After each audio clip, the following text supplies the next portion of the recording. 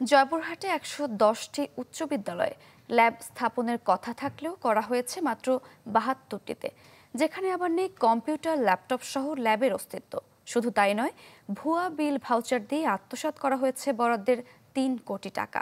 যদিও তদন্ত সাপেক্ষে ব্যবস্থা নেওয়ার কথা জানালেন জেলা শিক্ষা কর্মকর্তা।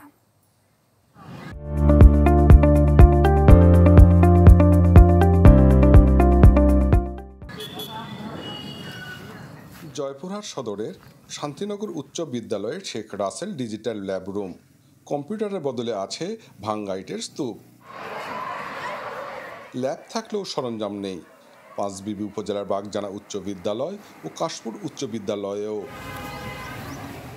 অথচ এই স্কুলগুলোর ডিজিটাল ল্যাব থাকার কথা 17টি ল্যাপটপ বা কম্পিউটার সহ সব উপকরণ। সরেজমিনে যার কিছুই মেলেনি। জানা গেছে, তথ্য ও প্রযুক্তি মন্ত্রণালয়ের একটি প্রকল্পের আওতায় 5টি উপজেলায় স্থাপন করা হয় শেখ রাসেল ডিজিটাল ল্যাব।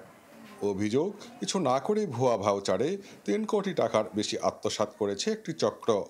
এসব বিষয় নিয়ে আমাদের কোনো এখনো অভিজ্ঞতাই হয়নি যে কম্পিউটার দিয়ে কি হবে না হবে। আজ পর্যন্ত কম্পিউটারে কোনগুলো কিভাবে কাজ করে এগুলো আমি জানি না। ভুয়া ভাউচারে যে প্রতিষ্ঠানের নাম দেওয়া হয়েছে তারাও জানে না কিছু। আবার অনেক শিক্ষকের বাসায় মিলেছে কিছু কম্পিউটার। আমরা এটা প্রতিনিয়ত রাখতে পারি না, ছুটির সময় আমরা বাসায় নিয়ে যাই রাখি। রিসেন্ট আমি বিক্রি করি না, আমার জানার মতো নাই। আপনি যদি প্রমাণ করতে চান তারিখের বিনিময়ে এমনিতে প্রমাণ হবে। ভাউচারের শিক্ষা কর্মকর্তার স্বাক্ষরের বিধান থাকলেও মানা হয়নি। বিষয়গুলো জানেই না জেলার আইসিটি কর্মকর্তা। তারা কিভাবে দিচ্ছে সেখান থেকেই আমরা জানি না।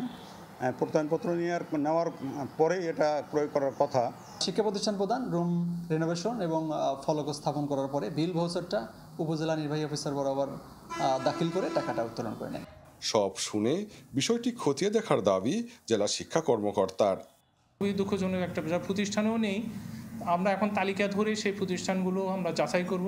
যদি মিসিং থাকে তাহলে সেটা কোথায় গেছে, কিভাবে গেছে, এটা যথাযথভাবে আইনি প্রক্রিয়ায় ব্যবস্থা নেওয়া হয়। জয়পুরহাটে এই প্রকল্পের আওতায় আনা হয় 110টি শিক্ষা প্রতিষ্ঠানকে, যার মধ্যে 72টি ঘিরে রয়েছে নানা অভিযোগ। হারুনুর রশিদ, চ্যানেল 24, জয়পুরহাট।